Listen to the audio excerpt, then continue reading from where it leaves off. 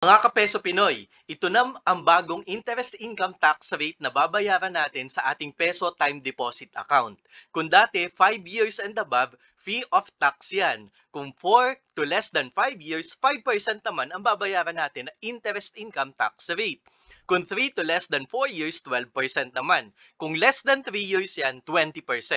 Pero dahil sa SIMEPA o Capital Markets Efficiency Promotion Act na nagsimula ngayon July 1, 2025 ang effectivity, regardless of the tenure ng ating time deposit, 20% ang babayaran natin na interest income tax rate.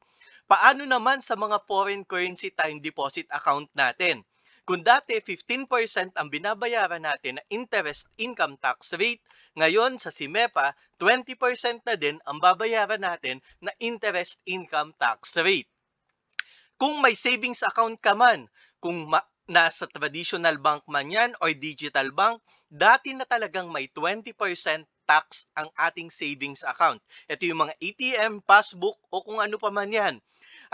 Ngayon naman, starting July 1, 2025, 20% pa rin ang babayaran natin na interest income tax rate. Walang nabago sa SIMEPA.